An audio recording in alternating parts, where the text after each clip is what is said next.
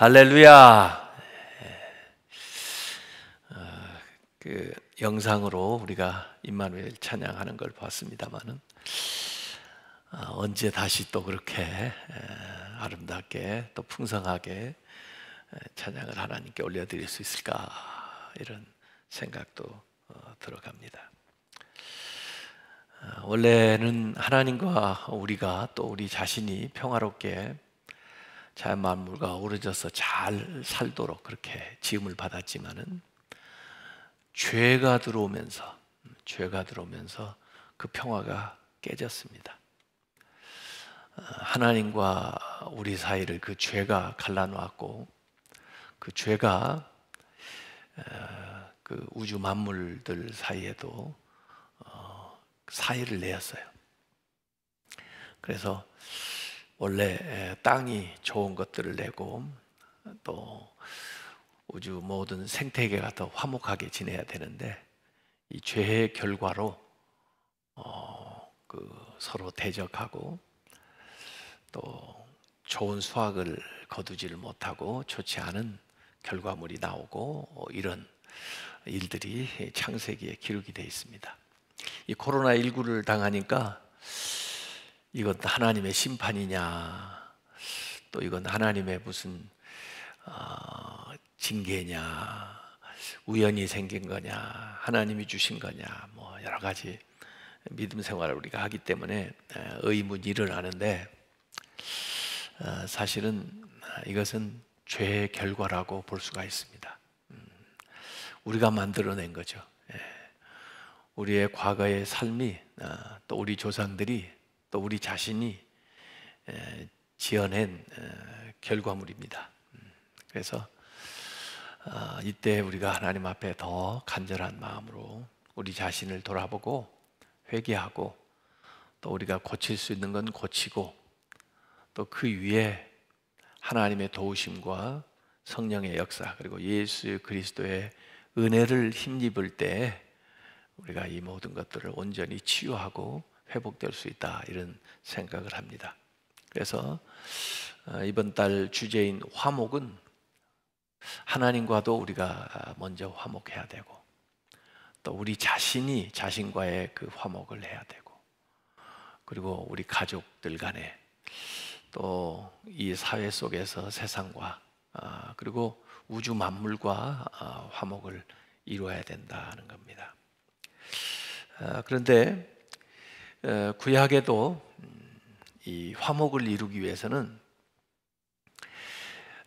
그 희생 제물을 드렸어요. 그걸 화목 제물이라고 그랬습니다. 그래서 양이나 염소나 송아지나 그의 그 희생, 그 죄 문제 때문에 분열이 생기고, 그 다음에 불화가 생기고, 그리고 마음의 평안을 잃어버렸기 때문에 이 죄 문제를 해결해야 되는데, 그 문제를 해결하기 위한 화목제물이 구약에는 그런 짐승들로 그렇게 드려졌는데, 이제 예수님이 오심으로써, 원래 사실 구약의 그 화목제물도 예수님의 그림자였는데 예수님이 오셔서 직접 화목케 하는 제물이 되신 거죠.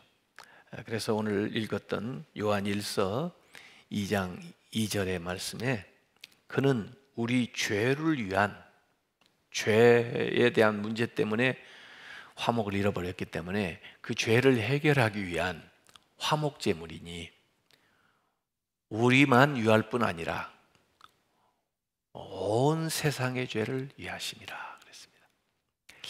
우선 믿는 우리를 위해서 화목제물이 되셨을 뿐 아니라 온 인류를 위해서 열어놓으셨는데, 온 인류 믿는 자 모두에게 예수님은 화목제물이 되신다. 그 각각에게 화목제물이 되시는 거죠. 그래서 과거에는 양이나 염소나 송아지나 준비할 수 있는 사람이 자기의 것을 준비해 가지고 가져가서 화목제물을 드림으로써 자신이, 또 그 가정이 하나님과 화평하게 되는 그런 은혜를 받았는데, 예수 그리스도는 이제 모든 믿는 자들에게 화목제물이 되셨다, 이렇게 말씀하고 있는 것입니다.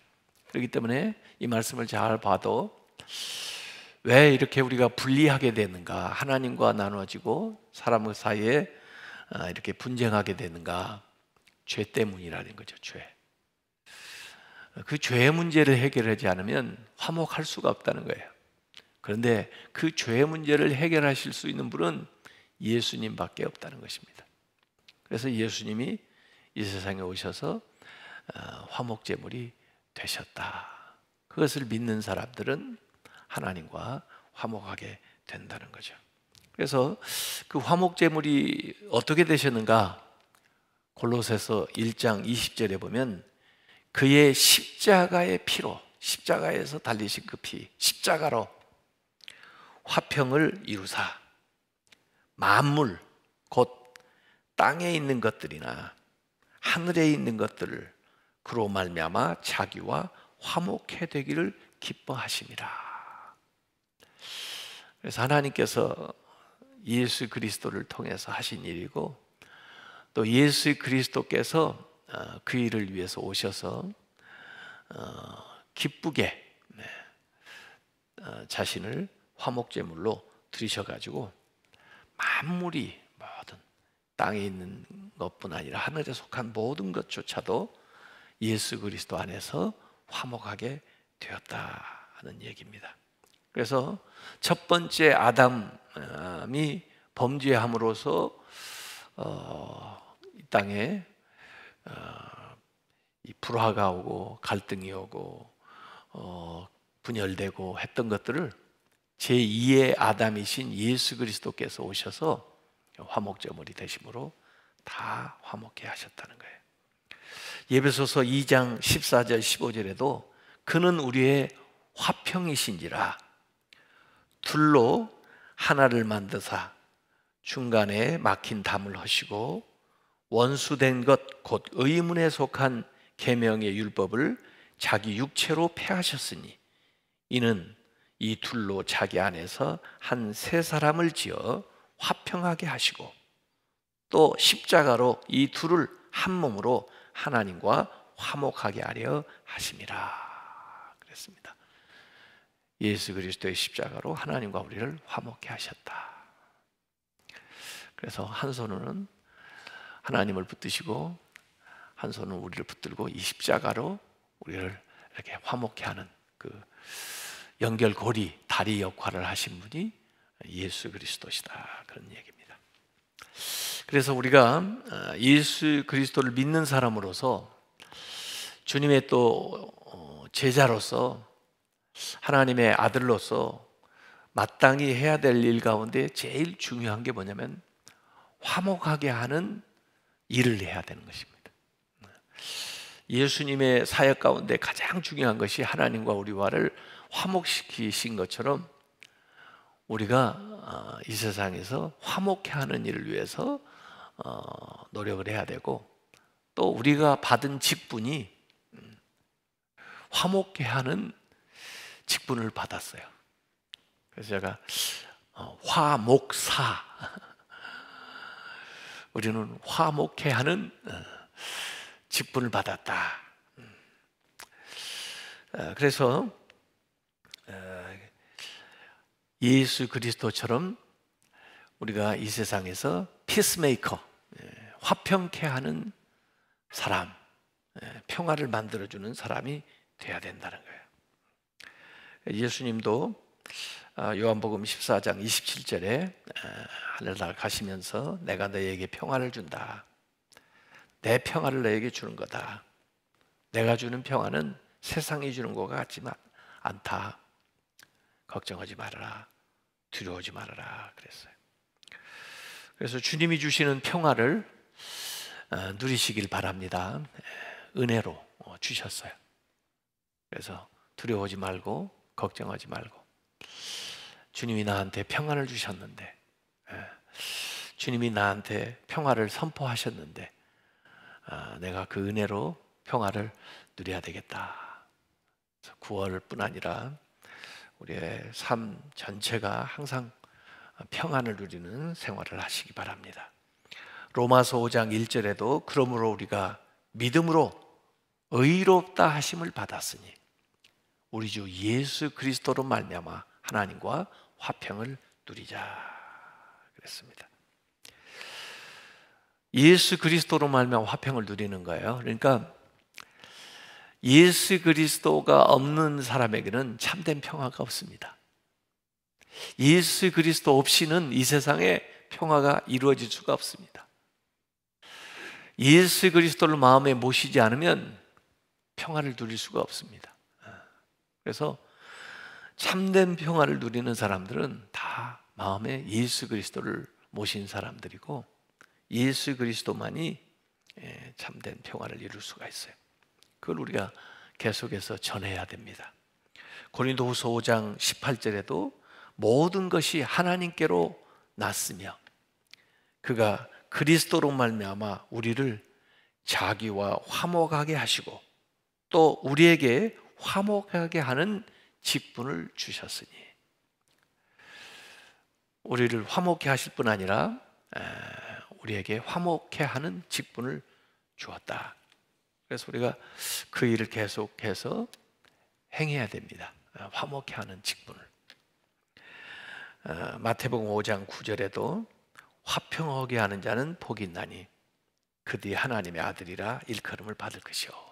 피스메이커가 되는 거예요. 세상 사람들은 이 트러블 메이커 되는 사람들 많이 있습니다. 그 사람만 들어가면 분열되고 또 서로 다투고 싸우고 이러는데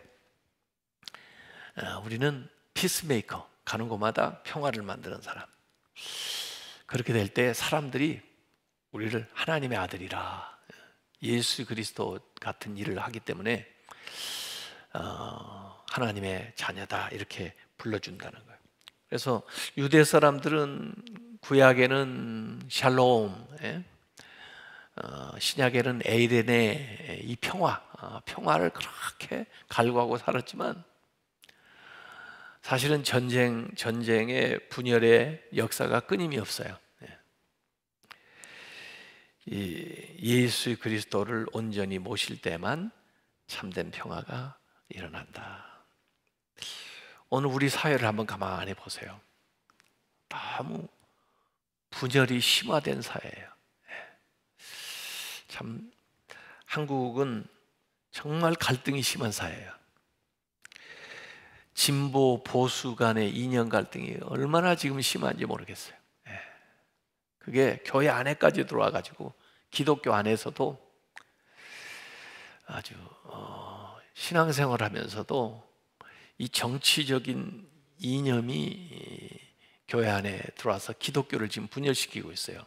진보와 보수 간에. 사회 안에 이 계층 간의 갈등이 또 얼마나 심해요.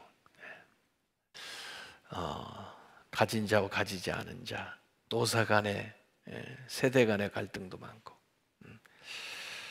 그 외국인과 한국인 갈등도 많고. 우리나라 이전 통계지만은 초갈등 사회, OECD 국가 중에 최하위예요.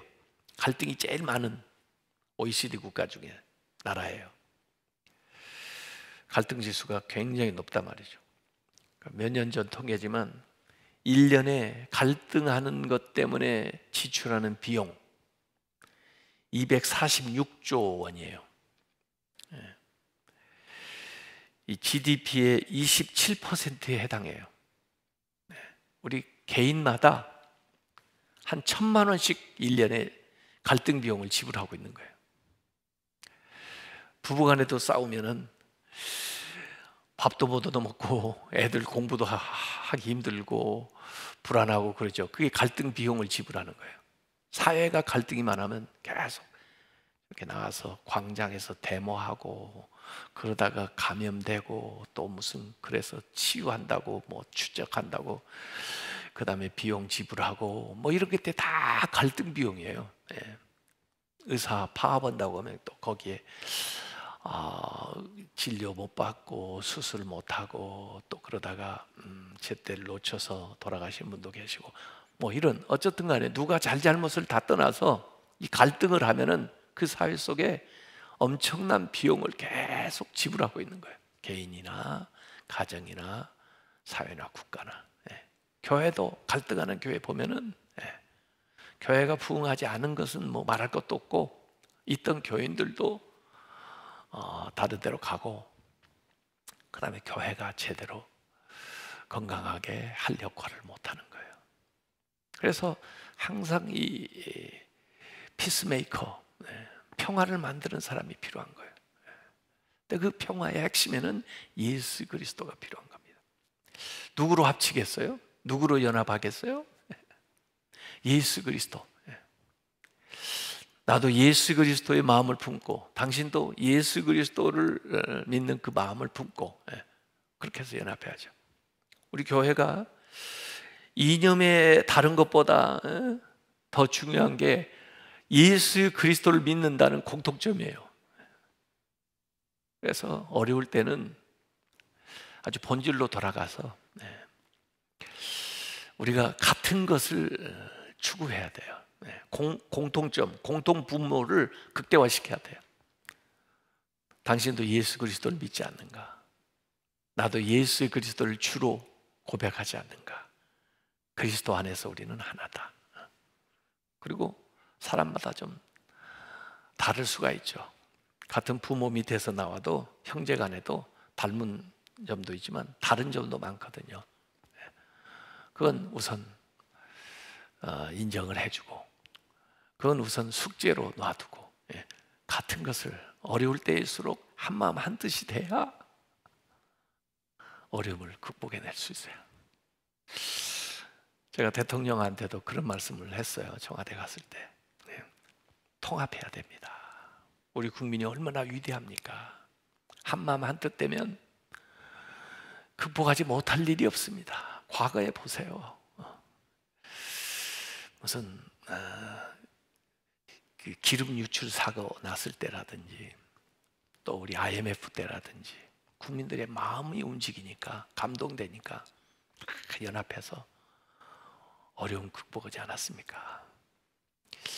이 코로나19 우리 국민이 다 연합하면 얼마든지 이겨낼 수 있습니다.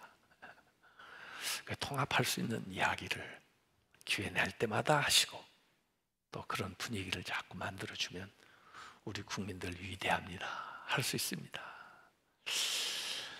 그런 말씀을 드렸는데 이게 잘 안 되는 것 같아요. 그래서 아쉬운 거죠. 여기 야고보서 3장 17절에는 이런 말씀이 나옵니다. 오직 위로부터 난 지혜는, 이런 때는 하나님이 주시는 지혜가 필요해요. 세상의 지혜가 아니고, 땅에서 나는 게 아니고, 오직 위로부터 난 지혜는, 첫째는 성결하고 다음에 화평하고 해요. 이 화평이 중요하다고 그랬죠. 근데 이 화평이 이루어지려면 첫째 것이 돼야 돼요. 첫째, 우선적으로 성결하고. 아까 우리의 죄 때문에 하나님과 우리가 분리됐다고 했잖아요. 그 죄를 해결하지 않으면 화목될 수가 없어요. 그래서 예수 그리스도께서 이 화목제물이 되시면서 해결한 게 죄 문제예요. 죄. 그래서 우리가 불의한 삶을 살았음에도 불구하고 우리를 의롭다 하시고, 우리에게 칭의, 의롭다 하셔서 하나님과 화목하게 된 거예요. 죄를 놔두고는 화목할 수가 없어요. 그래서 예수 그리스도의 의를 우리가 힘입어서 하나님 앞에 나아가서 화목하게 된 겁니다. 이 정의 없이는 평화 없어요. 정의로워야 참된 평화지, 정의 없는 평화는 거짓 평화예요.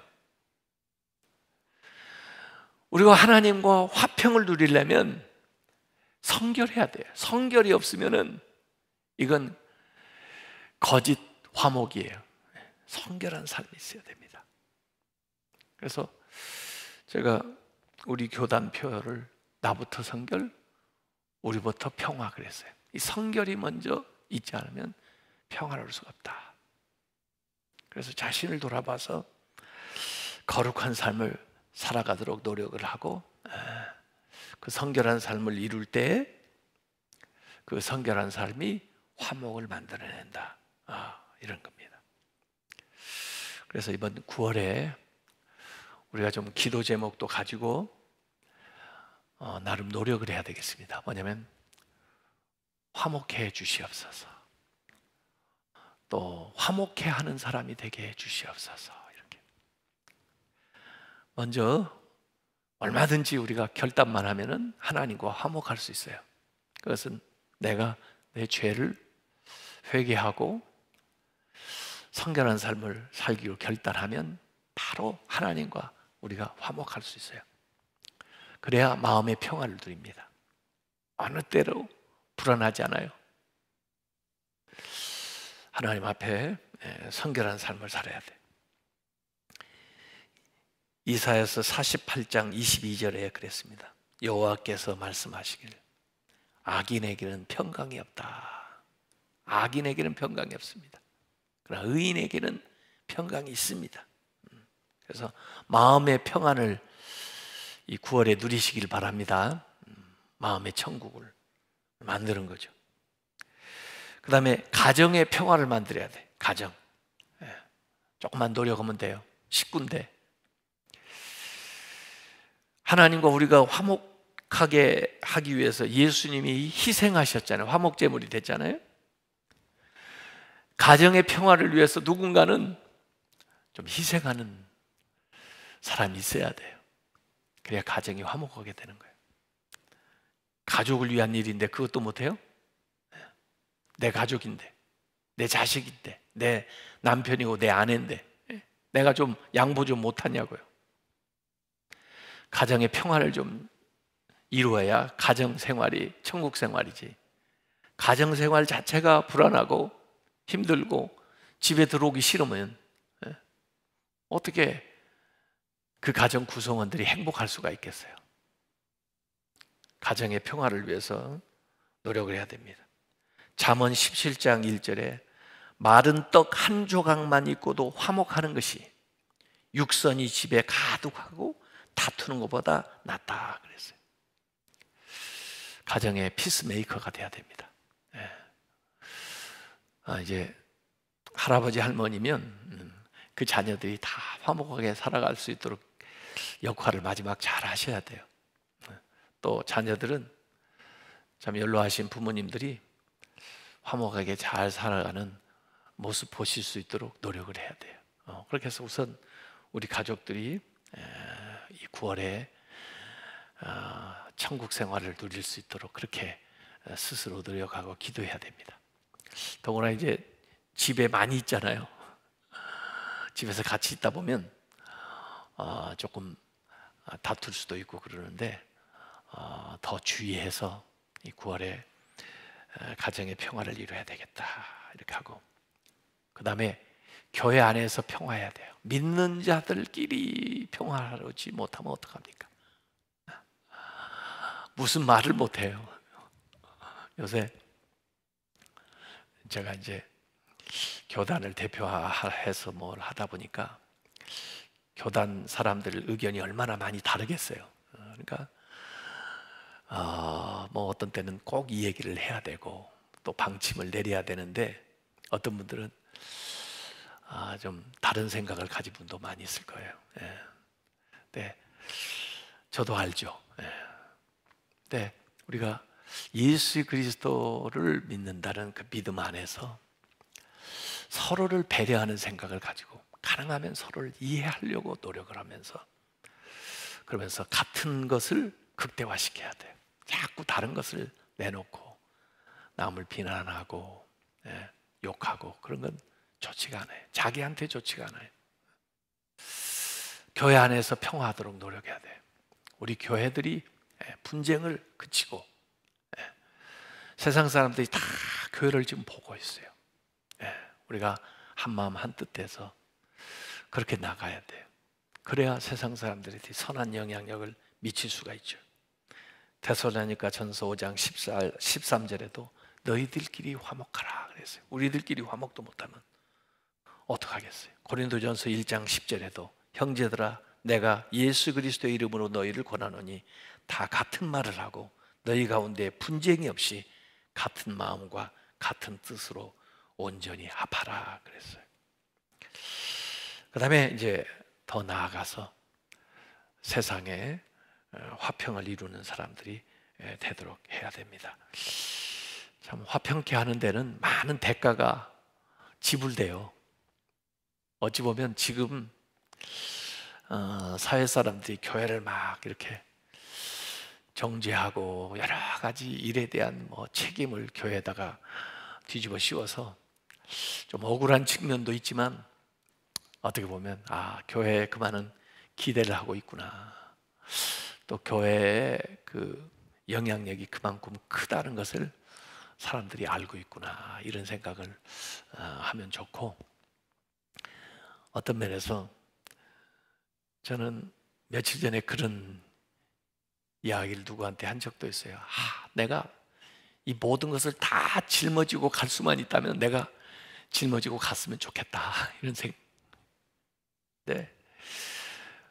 우리 한 사람이 좀 희생하고 내 한 사람이 헌신함으로써 그래도 이 사회의 문제를 해결할 수가 있다면은 그것도 하나님이 우리에게 지어준 십자가다, 이렇게 생각하고 감당해야 된다, 저는 그런 생각을 하고 있는 거예요. 그래서 이 사회 속에서도 우리가 평화를 이루기 위해서 때로는 묵묵하게, 또는 어떤 때는 참 그래요, 저희들이 참 역할을 제대로 못했습니다, 죄송합니다, 미안합니다, 더 잘하겠습니다, 그렇게 하면서 우리가 노력을 해야 됩니다. 결국 이 땅에 평화가 오는 것은 예수 그리스도밖에 없거든요. 저희들이 예수 그리스도를 영접하지 않는다면, 우리 때문에 예수 그리스도조차도 배척한다면 그들이 어떻게 평화를 알겠어요? 어떻게 이 땅에 평화가 이루어지겠습니까?